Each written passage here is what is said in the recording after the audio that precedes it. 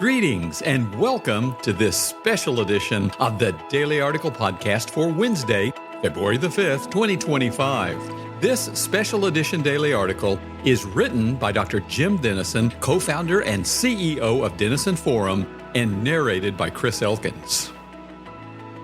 President Trump shocked the world Tuesday evening when he declared the U.S. will take over the Gaza Strip and we will do a job with it too. He added, "We'll own it and be responsible for disposing of unexploded munitions and rebuilding the area into a mecca for tourism and jobs, vowing to turn Gaza into the Riviera of the Middle East."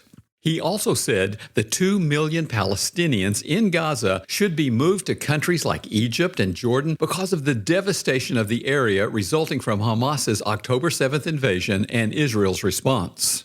Reaction, as you might imagine, has been swift. On the positive side, Israeli journalist Alex Trayman writes for the Jewish News Syndicate that Mr. Trump's call to resettle Gazans could end the Israeli-Palestinian conflict once and for all. If Gaza were no longer part of the future Palestinian state, the two-state solution would be significantly changed if not replaced. Israeli Prime Minister Benjamin Netanyahu responded to the president's proposal by calling it, quote, "the kind of thinking that will reshape the Middle East and bring peace," end quote. Journalist Jake Wallace-Simons similarly reports in The Telegraph that, quote, "Trump's plan to make Gaza great again could really work," end quote. He cites a conversation with a longtime friend who lives in Gaza and told him Gaza is uninhabitable. "So this is a great idea." His friend added, "We survived the war, but we will die from the rubble. This is the best solution for the people. Would you want to wait for 2 to 5 years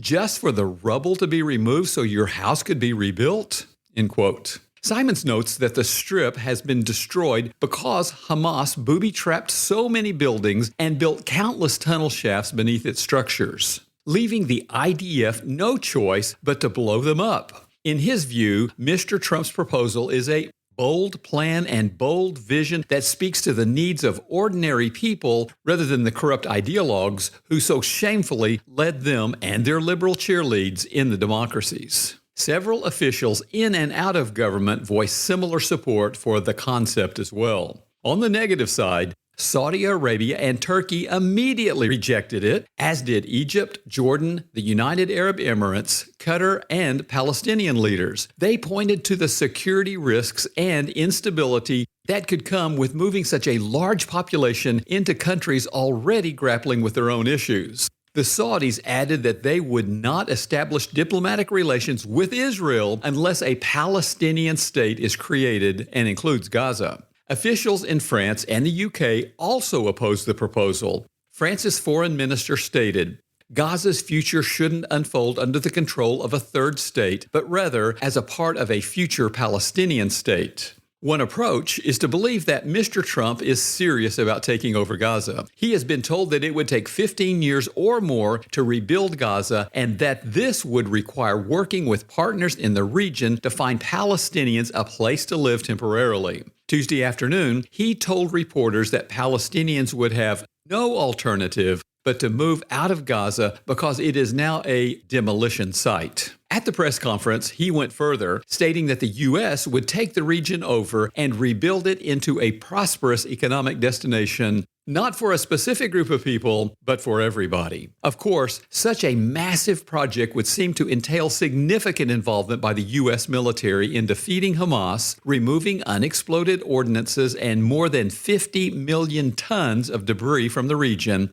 and making the area structurally safe for rebuilding. For Americans to support such a sacrificial move, they would seemingly need to see it as essential to America's best interests. The legal issues are complex as well.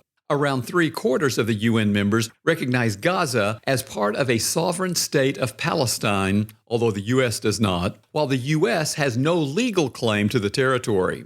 And the Palestinians would have to agree to evacuate. Many are already calling the proposal another Nakba, meaning catastrophe. Palestinians use the word Nakba to refer to the birth of the State of Israel in 1948 and the resulting displacement of hundreds of thousands of their people.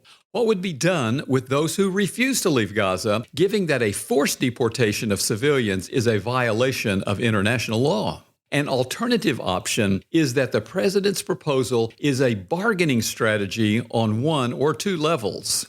After he threatened to take back the Panama Canal because of Panama's ties to China, Panama's president stated this week that his country would not renew its agreements with China, a move that was welcomed by U.S. Secretary of State Marco Rubio. The president also agreed to a 30-day pause on his tariff threats against Mexico and Canada after they took steps to strengthen border security and curtail drug trafficking. Perhaps his Gaza proposal is similarly intended to incentivize Saudi Arabia and other Arab countries with regard to removing Hamas, rebuilding Gaza, and creating a peaceful stability for Israel and the Middle East. According to Israeli journalist Amir Ettinger, quote, "The plan might be that Gaza is eventually taken off the table in exchange for the return of the hostages, the expulsion of Hamas leaders and many of its operatives, and normalization with Saudi Arabia without demands in exchange for promises regarding a Palestinian state."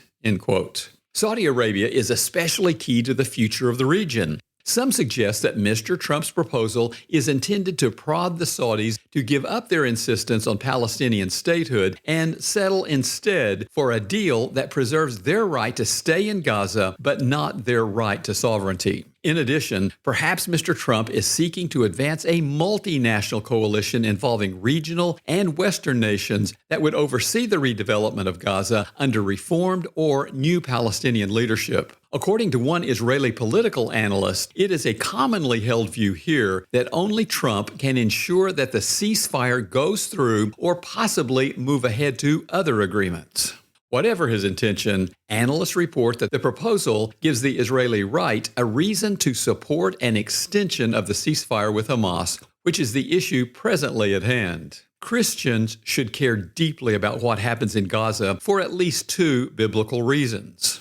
One, referencing Galatians 3, verse 28, God loves all people, whether Jews or Arabs, Israelis or Palestinians. Our Father wants only the best for the long-suffering people of Gaza. Their best interests should therefore be vital to any consideration regarding the future of the region. While America has long-standing military and geopolitical investments in Israel and its security, the Lord calls us to love all people as He loves them and us. In addition, as we will see, if the Palestinians flourish, the chances of peace with Israel increase as well. And this is a second reason Christians should care about the future of Gaza. To pray for the peace of Jerusalem, as instructed in Psalm 122, verse 6, means interceding for the entire region for the sake of the world at large. Israel obviously cannot be at peace if Iran and its proxies continue to threaten its existence. Iran's nuclear ambitions, a resurgence of Hezbollah in the north and Gaza in the west, and jihadist groups in Syria and the West Bank are all factors in the future of the land. What affects Gaza affects all Muslims, since Islam views all Muslims as part of the Ummah, meaning the global Islamic community. As a result, what happens in Gaza affects Israel and her allies, the U.S. included. On my many trips to Israel, my friends there always greet us with shalom, a Hebrew word translated as peace. However, it means far more than the absence of violence. Biblical peace means right relations with God, others, and ourselves. We are called to pray and work for such peace for Jerusalem and the broader Middle East for the sake not only of the Jews and Palestinians, but the world at large. This means ultimately that we are to pray and work for Jews and Muslims to come to Christ as their Messiah and Lord. C.S. Lewis was right. God cannot give us a happiness and peace apart from Himself, because it is not there. There is no such thing. Billy Graham agreed. Christ alone can bring lasting peace, peace with God, peace among men and nations, and peace within our hearts. Thomas Merton explained the turmoil of the Middle East in terms that will speak to us all. We are not at peace with others because we're not at peace with ourselves. We are not at peace with ourselves because we're not at peace with God. Francis of Assisi was therefore right to pray, Lord, make me an instrument of thy peace. Where there is hatred, let me sow love. With whom will you sow love today? Listeners like you support Denison Forum's mission to deliver news discerned differently. As a ministry nonprofit, we are fully donor supported. To partner with us, please donate today using the donate link in our show notes.